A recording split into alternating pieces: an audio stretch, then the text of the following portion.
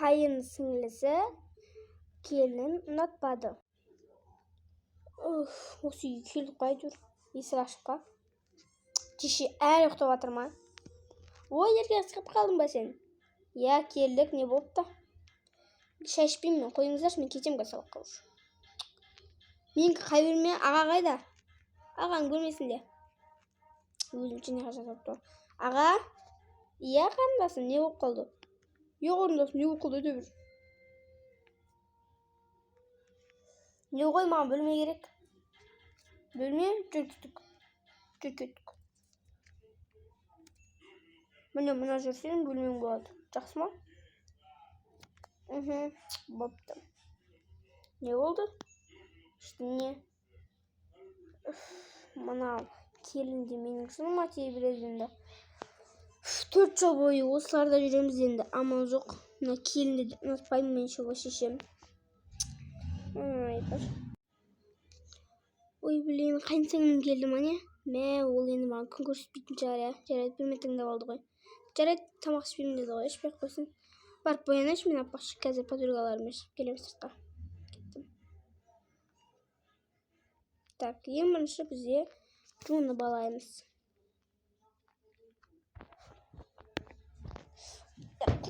Құршешы бұне. Ой, дәстірмей жүрмейміз. Так, жуынып болдым. Сүртініп алайын. Және осылай сорлышыбын. Бет-қолымды осылай бетімді, короче, бояйық. Сосын кейін шашымызды тарап алайық. Ой, өзің шашың таратжанды жүйдің емес. Так, енді киініп аламыз. Мен сұсқа өп тұрмыз. Сұсқа десеге. Кәме киініп алғанша пеше қойды. Короче, достар, мен осылай киініп алдым. Қалай киім жарасып тұр өзіме. Жан, мен апақшы қазір кетем десің ғой? Иә, кете бер. Жарайды. Барып, енді так. Шашымды ұстайын дұрыстап. Сабақтан шаршап келдім мынау. Не істеп жатыр екен? Барып, келіннің бөлмесін көріп қайтейінші. Не? Мұны әдем болып сықиып киініп алыпты ғой ағамның алдында. Қағет бара жатыр екен бұл, а?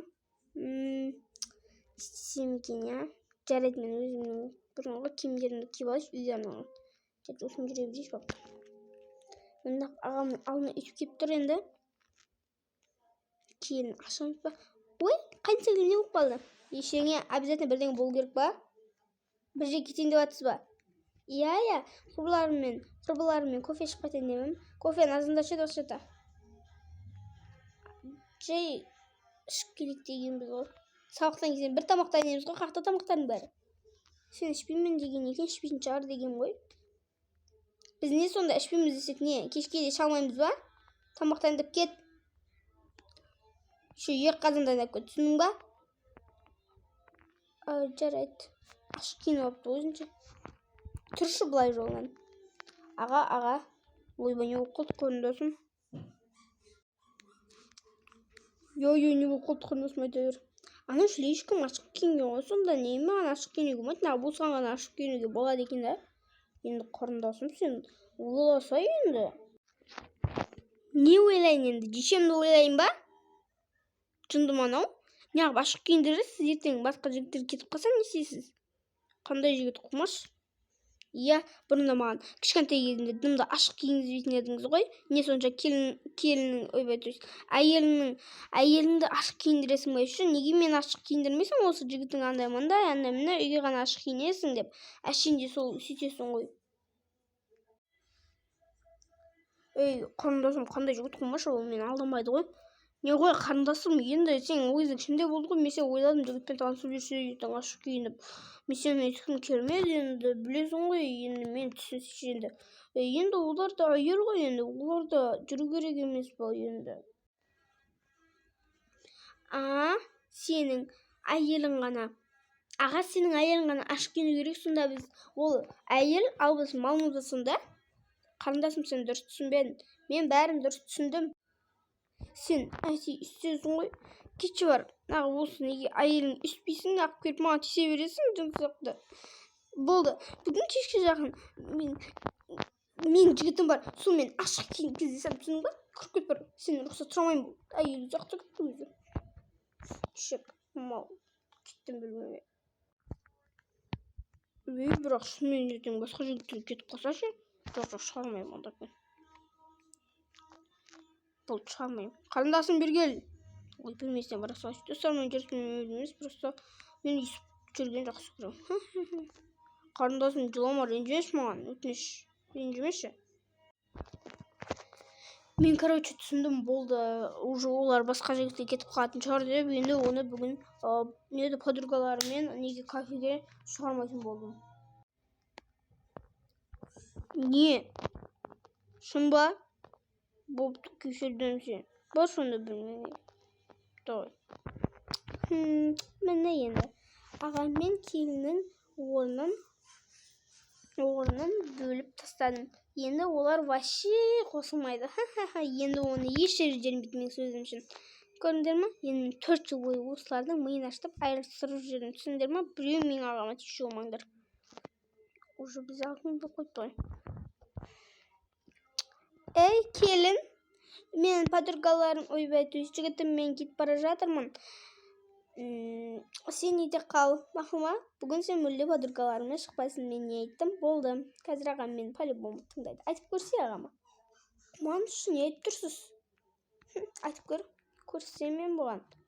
Ашық киініп барғанда подругасымен кофе ішуге. Сәт жанаймыз. Қан сіңілім шықтың ба? Жігітпен құмаш жағаннан естімесін. Не? Мен кофе тек подругалармен ғана ішемін ғой. Тоқтасай, тоқта. Ерке қыз. Ой, маған бәрі бірақ жібереді, мен де сұрайым. Жан, не болды? Не ғой, мен кетіп баратырмын, ана сумкамды ұмытып кетіп едім, соған подругалармен кездесіп қайтайын кофеге. Неғып ашық киініп алғансың?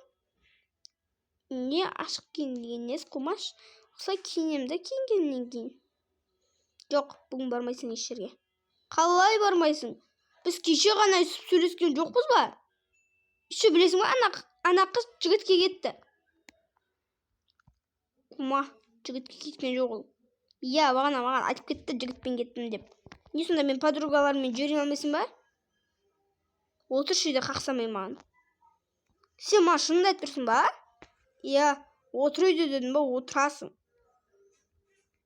Бар, үстіңдегі шешті халатыңды киді, жүр. Істеді ғой бұл қайынсіңлімді. Кесе болды. Істеді ғой ше. Тым ерфісін шығарып киініп алайын бопты. Үстіп киініп алдым енді. Бар, тамақтайын да қазір ама келді ал. Келді ма? Кимеді ма? Кимепті ғой. Қанын ішеді ғой. Сыпты ғой.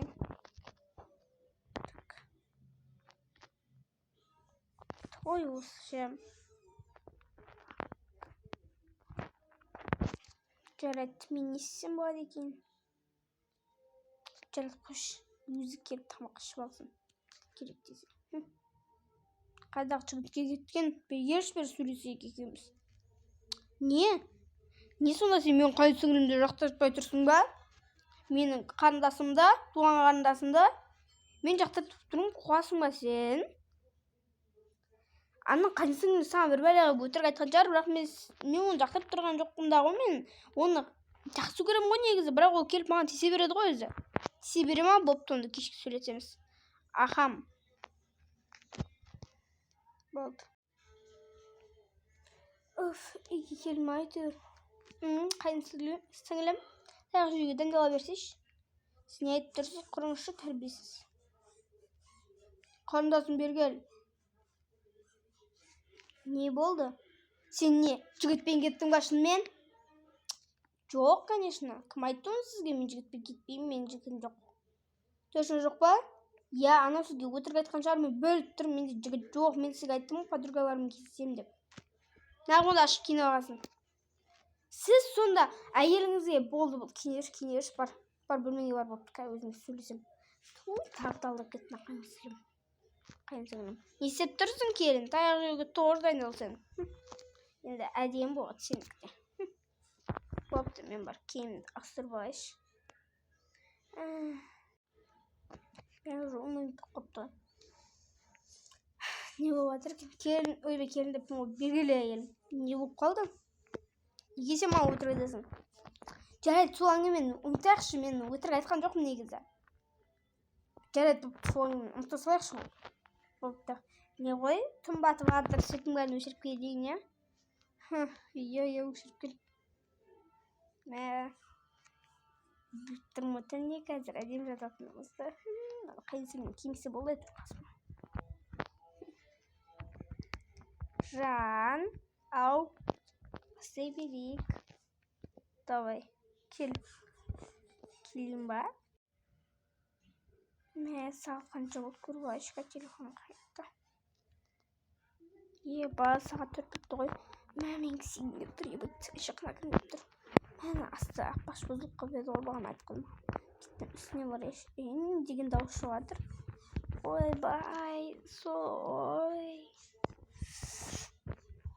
Жатыр. Қоя тұршы, бақ келі шонлар он істеп жатыр.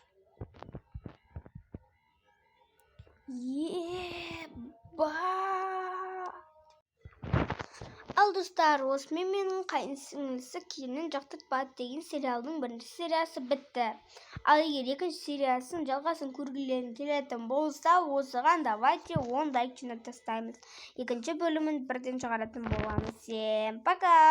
Достар, кімдікі дұрыс, келіндікі дұрыс па, или болмаса қызыкі дұрыс па, қайынсіңлінің комментке жаз кетеміз. Всем пока!